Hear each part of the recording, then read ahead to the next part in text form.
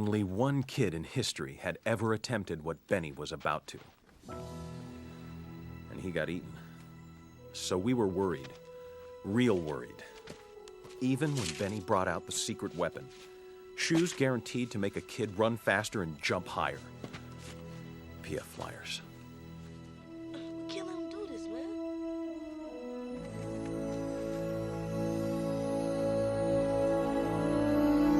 All right, ladies and gentlemen, welcome back. It is the Slate Laced podcast. We're happy to have you here to get you through another hump day.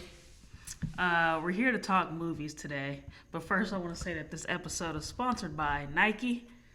We all got the Nike fits on. Mm-hmm. And the LA Dodgers. And the Dodgers. But unfortunately, they're not paying us, so we're not going to give them too much time. But anyway, Blair, how you doing? I'm good. Yeah, I'm good. All right, well, this episode, we're talking Candyman. Mm-hmm. A movie that has obviously been redone. So we only saying it once? Yeah, we ain't gonna do it 5 times because we don't need no spirits up in here. We don't need nothing popping off. Okay. But it's kind of like the Bloody Mary. Remember that from back in the day? I've done both of them when we was in elementary. And they don't work. I didn't do Candyman. See, I didn't know. I wasn't up, but I did the Bloody Mary. And I did both of them in the restroom. Nothing happens. Yeah. I'm still alive now. So. Yeah. So, look. I don't know how much true it is, but definitely didn't happen. But yeah, it's one of those things you do as a child. You know, you think it's funny. Let's summon some spirits. Mm-hmm. Now, I'm not really gonna be playing with the spirits. Summoning them? Nah, I'm not with it. So what, Candyman like didn't kill the youth, but if we do it now? Look, I don't know. It's just now, you know, as you get older, you start learning more things. Like, yeah, I don't really believe in ghosts or spirits or anything like that, but you never know. Some stuff could pop up, some weird occurrences. I'm not with it. I watch enough scary movies to know better than to play around. Yes, you do. Saw another one this week. We'll have to get into it. I saw Malignant, which is that new horror film by James Wan. We'll probably have to review that because got some things to say. It's in theaters as of yesterday. I went to see it today. It was funny. So we're going to have to talk about that one for sure. Right. But anyway, we're getting back to the Candyman here. As you guys know, it is a remake. Let me get into the synopsis real quick. A sequel of the horror man Candyman, 1992, that returns to the new gentrified Chicago neighborhood where the legend began. So it doesn't really give you much there. You just basically know that it's a remake and it's coming back. Yeah. So initial thoughts, Blair? Oh, wait, hold on. Sorry. I always forget to do this. Written by Jordan Peele. Oh, he wrote it. He wrote it. Jordan Peele, along with Wynn Rosefield, Nia De Costa, Clive Barker, and Bernard Rose. It is directed by Nia De Costa. Yeah, they had a couple writers, and it's directed by Nia Costa, who also co-wrote it. It is starring, gonna butcher this name, Yahya Abdul-Mateen, Tiana Paris, Nathan Stewart Jarrett, Coleman Domingo, among others. But those are the main cast there. Shout out to Sandlot. Sandlot for which one? Yeah. He was in? No. I'm really like, oh, he was in that? Like, I don't remember what character was he.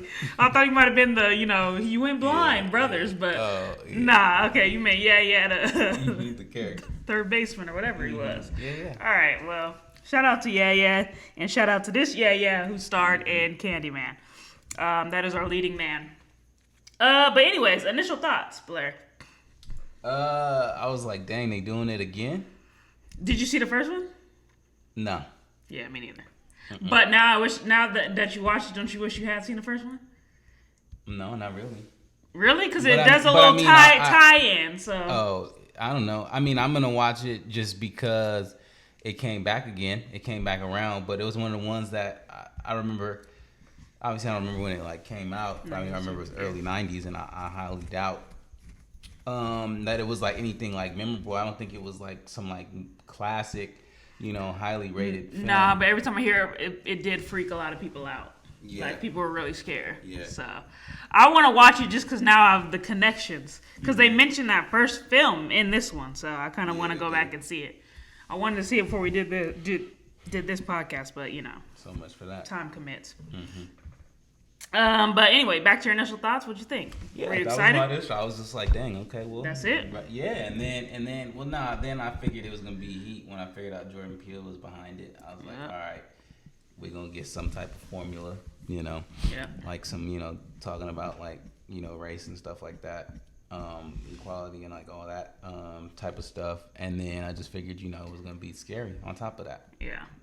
That's definitely what drew me into it as well. My initial thoughts was like, all right, let's see Jordan Peele's next project. I think that was everyone's thought process behind this, to be honest. Other than people that might have loved the first one were like, oh, Candyman again. You know, we get to experience it again. But it was 100% why, you know, Jordan Peele was behind it, so I had to check it out. And then Nia De Costa, I had seen her first film that debuted at Sundance, Little Woods. That was good, so I was curious to see what she's doing next, because she's definitely a young up-and-comer. Well, she's already up and come because it's her second film, and then the second one was with Jordan Peele. So, you know, you kind of you kind of made it, you doing that. But shout out to her.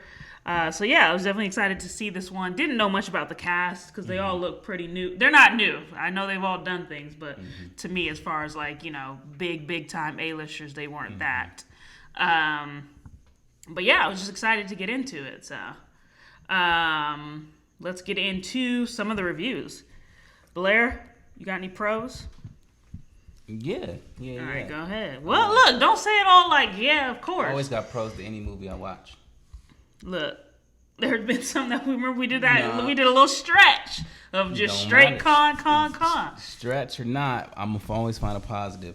But this film did have a lot of positives. It was very enjoyable in the sense of like, it was entertaining from beginning to end. Just seeing the metamorphosis between with the main character, it was cool. Yeah. Just like watching the hand become the hand was like probably like my favorite thing in the film. Yeah. At what point you gonna go to the doctor, dude? Yeah, exactly. And I had, speaking of, so then I saw it twice. So on the second go round, just quick story, I bought a large popcorn, and somehow I was reaching for my phone like when the not the credits, when the previews were playing, and I literally knocked all the popcorn over. Dang. Spilled your whole large. Yeah. Buttered down too, so that was kind of whack. But anyways, the point to this. But large come with a free refill. Yeah, but I didn't get up and do it. I chalked it up as a loss because I was eating some of it before it anyway. Yeah. You know. And you had a burrito. No, I didn't even sneak in Chipotle. I didn't, because I was like, I'm not gonna miss it this time, because last time I went and saw Candyman, I was sneaking in ice cream and some other stuff, and then the girl didn't even know the theater number. I was like, yeah, what theater number is Candyman? And she was like, I don't know. So, okay, well, let's get that list out. Where is it at? She was like, I honestly couldn't tell you. So then, like, I just started at theater 1 and then went all the way across and opened up each door. So when I finally did that, I missed like the first 6 or 7 minutes. Well, that's just bad customer service. Come on, we on the A-list. We on A-list. You need to give me A-list information. Yeah. But so I'm sitting next to a group of people, and you know, at the AMC that I hit, you can buy like alcohol. So they had like shots of stuff or whatever, and they sitting there drinking. And I had a dude that talked through the whole movie sitting next to me, just like, guy's got a shutty. Like, even it was like when the white girl was looking in the mirror, the young girl, like when she went to go see the presentation, he was like, "Ooh, she bad." I was like, "Bro, like, be quiet. Like, keep all your inner thoughts too much in your head. Like, why are you sitting here?" You know. But so he was just like, "Are you gonna go to the doctor?" Like, he was saying that almost every scene. He was like, "It's getting worse. Are you gonna go to the doctor?" Okay, you know he can't hear you, right? Yeah. It's a movie. Those talkers always get you.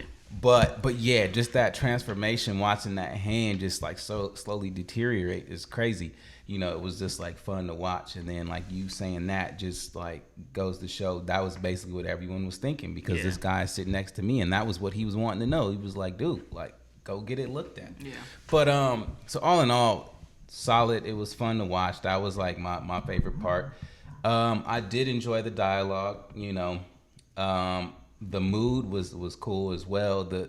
It really was the opening, you know, the going through the city, but it was like as if we were in like the upside down world. You know, we were ready to see the underworld per se. Like we weren't getting ready to enter your prototypical Chicago, I would say, where you like, you see like the opening, you see people walking, and you're trying to see, you're seeing the street lights and you're seeing the cars, and you're just like, okay, oh, this is amazing Chicago. It was like, nah, we going the opposite.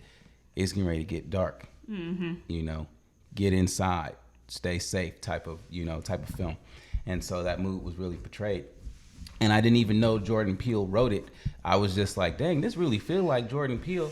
Peele-ish. Feeling Peele-ish, but I was like, I guess, he did produce, so I was like, I guess it makes sense. But then to find out that he actually did write some of the dialogue, it just like totally makes sense. And the film doesn't take long to get started. So that was another positive, right? Like the opening was already grabbing you enough, and then like murders start cracking off pretty much like 10 minutes into the movie. Yep. They get some stuff set, and then it's just boom, rest in peace to some people. Yep. So it was just, all in all, enjoyable, like, pick something, and then there was definitely something positive within it. Yeah. Entertainment is always number one. You got to capture us, and you got to capture us in those first couple minutes, because that's crucial. The story was good, too. Yeah. For me, it was the same. Entertaining, and then it was actually really scary, but without relying on those jump scares. The film wasn't scary to me. I felt like it was. There was times where I was like, "Oh snap, this is a little." But scary. there wasn't a single jump scare. Exactly, and that's what I like. Like, just make me feel like creeped out. I guess I'll say, like, not like trembling with fear, but you were just uneasy. Because you felt like there would be a jump scare. Because and then it didn't come, which is good. Like, you don't need that, like, just loud noises all of a sudden. I just don't do it for me. Although I watched several films with relying on that. But as far as this movie, it didn't rely on those jump scares, which is good because that's good filmmaking. You were able to convey that fear and stuff like that without, doing some cheap stuff. So that was good. Another thing was just, like Blair said, the story, but the underlining racism issue and the underlining gentrification issue, which we see all over the place. Like, shout out to Inglewood, which is now, got a Starbucks on every corner, even though it's not what it used to be. It's a football stadium, too. Yeah, exactly. So I like that aspect. I mean, I know tons of films and shows are touching on that gentrification issue, but, I mean, I liked it because it all ties back into that main story of the Candyman and why he's here. Obviously, we're not going to spoil it for you, but if it's Jordan Peele, it's going to touch on something. Jordan Peele don't just make horrors to be making horrors. Like, he's gonna preach to you a little bit, and you definitely get that Jordan Peele vibe with this film. And it touches on the Black experience, which is also pretty cool as well. So I like the story and then the underlining themes of the story and the movie as well. Yeah. But that was it for the pros for me. It was just all around good. Again, this is another one where I had to like really think about the cons. I mean, I don't know about Blair, but I mean, I'll tell you guys right away, I like this film a lot. So, Blair, cons, what you got? What do you mean? What do I got? You always act like I'm just getting ready to rip like this one apart. I enjoyed this film a lot, fun. But a lot of people didn't. So. That was the talk. That was the chat around. I was asking about, like, at work and stuff, and people didn't really like it. So I was like, that's interesting. I mean, the ratings say a little bit different, so we'll get into that at the end. Okay. But, people that are just off the street, the everyday moviegoers, they were not fans. Okay. In my circle, at least. Okay, that's weird. Well, I didn't know anyone that's seen the movie yet, but I didn't honestly really have any cons because it wasn't even really like slow or anything like that. Everything was necessary. I felt like. Yeah, the build up was good. Also, I like the cast. The cast was good. The way the dynamics are, like the way they play off each other. That was good too. I liked the brother-sister relationship, all that stuff. It was cool. Okay. I forgot to mention that. Shout out to the cast. I mean, I didn't really know much of them, but I liked it. I'm definitely look out for her. I would say with the story structure, like it was weird. Like, it wasn't weird, but the way some of the things unfolded and you found out new information, it wasn't even really like a plot twist. It was just like, Yeah. Okay, cool. But that's not really like a con. Like, Yeah. I really don't have cons for this film, but like, I want to like give an example, but then like a lot of the information that he would reveal would destroy like anyone watching and not have, you know, and haven't seen this film. Yeah, we you can't know, really take spoil away this good one. information. But like, for example, like the main character and where he was born and things like that, right? Like, I feel like when they did that, it was supposed to be like a big reveal, a big plot twist, you know. But like, when I got the information, I was just like, oh, okay, all right, what are we gonna do with this information? Okay. You know. And then I guess the knock would be that it just wasn't scary. Yeah. To me. Yeah. Never once did I feel feared for my life. Never once did I feel feared for any of the characters. Like, did I ever feel like they were in jeopardy? Did I feel like, you know, they're gonna die and they're not gonna make it out of this film alive? Like, I just felt like, you know, it was like I was watching a Western. Yeah. You know. But that isn't bad, because don't I sit here and watch Westerns on the regular? Yeah. You know what I mean? So it was like, I still think it was a solid film, but for me, this is like nitpicking, because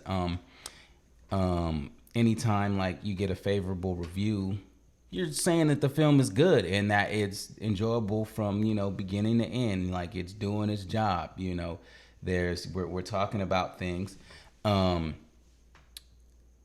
I want to say, this isn't necessarily a con either, but I want to say, like, I don't know where people were going to feel uncomfortable about this film, because I was hearing that people were uncomfortable when watching this film. Someone at work had told me that. It was like unsettling a little bit, some of the scenes. Like, that was the creeped out thing I was alluding to. Like, it was like... No, but even people were like, they were saying like, if you were like white, you were going to be uncomfortable too. Just with dialogue. Well, maybe they're just saying in general of just like the black experience again, not being able to relate to, you know, brutality and stuff like that, police brutality. Like, that's an uncomfortable conversation for white people. It's our reality, so we just like, yep, we sitting in it. Okay, so but I get where, you know, talking about race in general, white people aren't going to necessarily just be yay excited to, you know. Well, then I don't think he went as far as he usually would go. No. Like with Get Out. Get Out went all the way. So this ain't even bad. He went all, yeah. This is like, you know, light sprinkles. He didn't even hit you with it. Yeah. I would say for me, I didn't enjoy the ending as much as I would have liked to. I would have expected more. And the scene with the police towards the end, like without giving it away, I definitely wanted more. I like creating a mystery. I like creating an aura of like what really happened, you know, like with that old school filmmaking. But you still got to find a way to show more and to allude to more.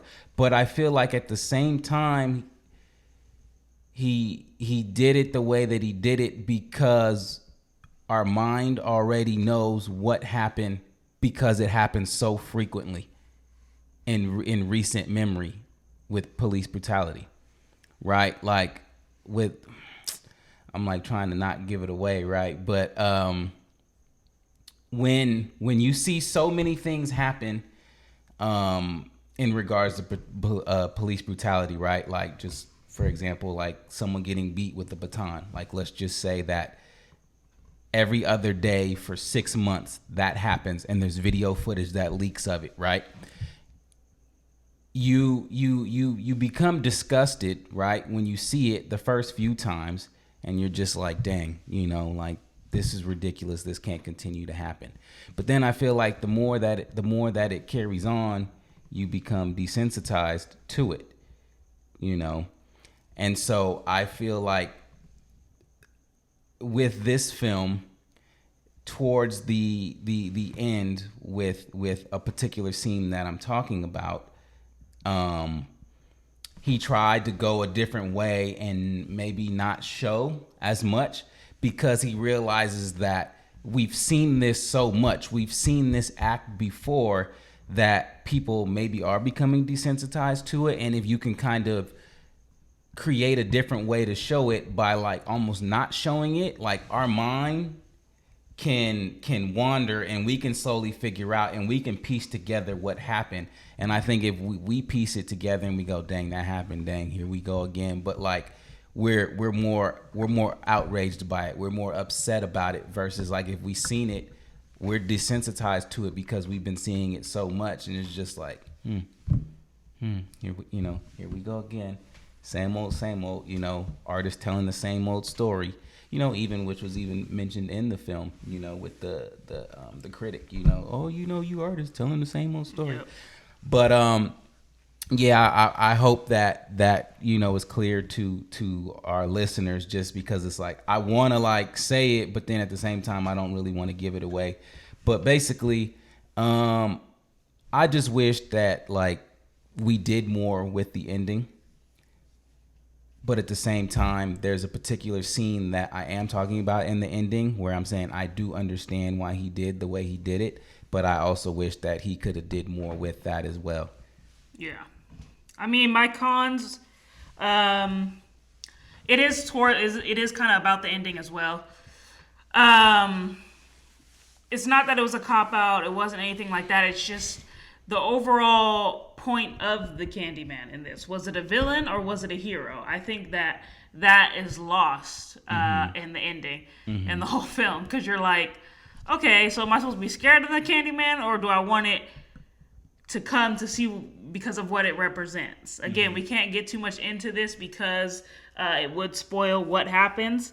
But yeah, I mean, the whole time we're thinking this Candyman is something scary, but then as it's revealed what the Candyman is all about, you're like, okay, so it's safe for me to want the Candyman, but not for others. Like, what's going on? So it gets a little bit lost, because it almost seems like at the end, without spoiling much, the Candyman is more about like revenge and correcting wrongdoings, it's like rather than being the villain. So that's my takeaway from it. Yeah. So why were we scared to say it 5 times? You know what I'm saying? Like, does this relate to the first one? I think I think it was a change. Okay, so they're not doing, so I mean, I think it was a change. I think that without, like you said, without saying it, like what he was going through, it was a change to being a hero. But the traditional Candyman was scary. No. Right.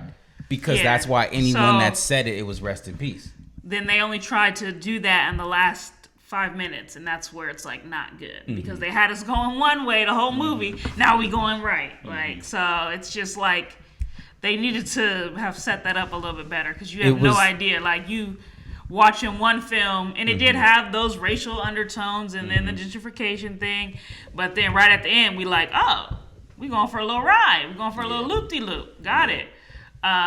So that part was kind of confusing, and of course you guys will understand more if you watch it and watch the end. But yeah, that's the biggest con, is just the last couple minutes, because all of a sudden it seems like this is drastic, but the whole purpose of the movie changes. Like, that's just what it felt like to me. My interpretation, what I grabbed from it, is that the scene before the owner of the dry cleaning spot, or whatever, the washing spot, your laundromat, I mean, he felt like Candyman is needed just in the world. It's just something that like regulates everything, and so even in that, like, he wasn't even necessarily like a villain in his mind, in what he was trying to do. In his mind, right, he's like trying to restore order in the world. And that's perfect. But I think that is the only time that we actually began to get that. Because in a way, it was like the dude was doing a project and we were watching him do the project. And so we don't know everything about the project, because he didn't know everything about the project until he slowly started to figure everything out. And then when he slowly started to figure everything out, we figured it out, right? And so once he got to the end and I guess essentially completed the project, we completed it as well, and so I think that's probably why it took so long for us. They do a slow reveal, but it's a little too slow. I feel like because it almost is very drastic, but it can be like you watching two different films. Like if we really trying to be critical, and I'm not because I like the movie, but if you really trying to fine tooth comb it, it can be like but watch it. It's definitely good, and to figure out what we're kind of mentioning or speaking on toward the end is good. But it can almost, like, if we're being real rude and being real skeptical, it can be like it just took a whole left, like all the way. But it was very, very good in my opinion. Yep. Anything else before we get into these ratings, Blair? No. We got to start with the tomatoes. Okay. They gave it the 84% fresh. That's big time. That is good. I mean, it was enjoyable. It was good. And then when I saw on the gram before I saw it that they gave it the 84%. So I was even more hyped going into the theater. I was like, oh, okay, this is going to be good. But the people of IMDb, they gave it that young 6.4, I believe. Yeah, 6.4. So right there in the middle of the road. That's not a bad score by any means, but it's also not fantastic. Blair, what are we feeling on 1 to 5 entertainment? I'm going all the way out with this one, man. I'll say 4. 4? Yeah. Entertainment, I got it. I'll go 4.5. Okay. I won't go 5. Originality. 1 to 5. I'm going to go 3. Dialogue is good. What they touch on is fresh.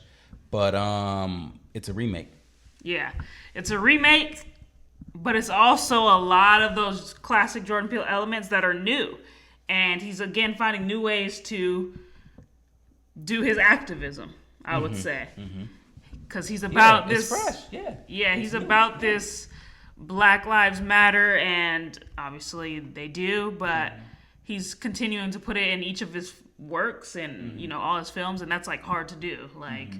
That's crazy to find. Like, I'm doing a horror, but I got to find a way to work race into it. Like, just think about all the planning and stuff that it takes to write those things. So, I got to give him points for that. You gave it a 3? I'm going to go 4 on originality. I'm just not giving it a 5 because it is that remake. But I didn't even see the first one. Now I really want to see it. So, what do I have it at? What, 8.5? 8.5.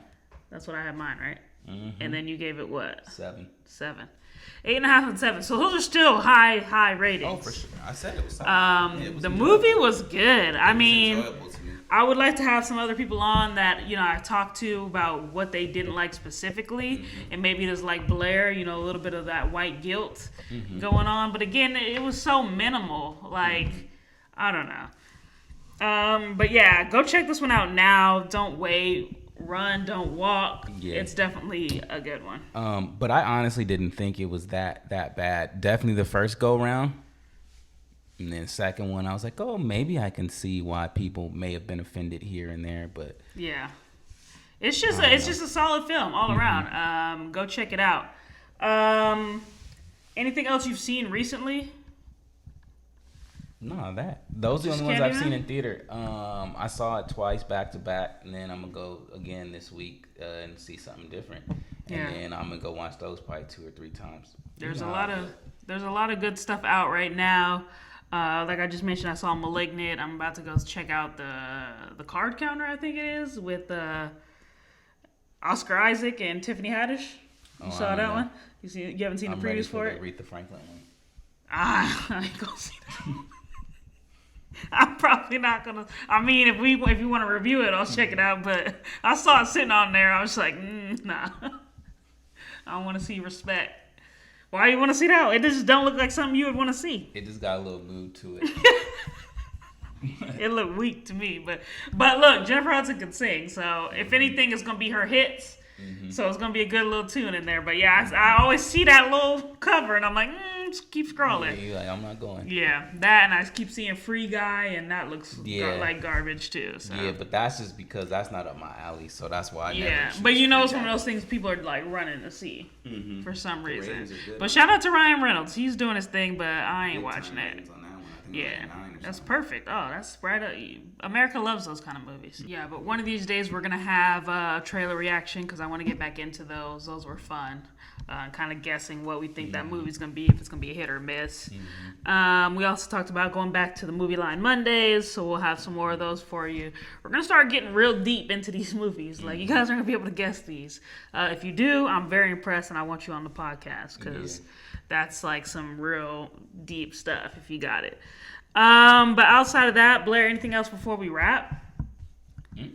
Again, it's got a 7 rating and an 8 rating from me. 8.5 rating. Woo, forgot about that 0.5. Heck yeah. It is the Candyman. You need to go see it.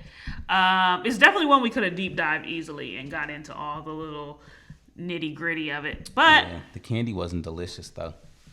Yeah, it was like them grandma, like them just like hollow yellow balls. Yeah, they need some Sour Patches up in First there. of all, some Trolleys. This man, to put some razor blades up in there, like, was it baked into the candy or was it just in the wrapper? In the wrapper. Oh, okay. Because I'm like, you wasn't getting no razor up in that hard candy. If it was some trolleys, they would have got me. Man. I'd have been up on them trolleys. The fact that he was literally pulling up on people trying to give it, I'm like, bro, none of that. Yeah, I'd have been like, oh, naked. See, he wouldn't have got us because as kids, we already knew. We had an eclectic taste. If it ain't patches or some worms, I'm not interested. But speaking of trolley and candy, why they got the trolleys at the rancher now? Yeah, you seen it, I was right? like, let's go. I bought some. Oh, you did? Yeah, I saw it last time. When I was like, oh, they done got the trolley. Hey, that's a big plus for the A-listers. We're happy. Because, you know, they always had the watermelon. But they ain't never had the trolley. Suspect, though. Yeah, the trolley was a little... See, the thing about the trolleys is they never really go bad, but there's like that point where it's like, okay, this is getting on some 7-Eleven type candy.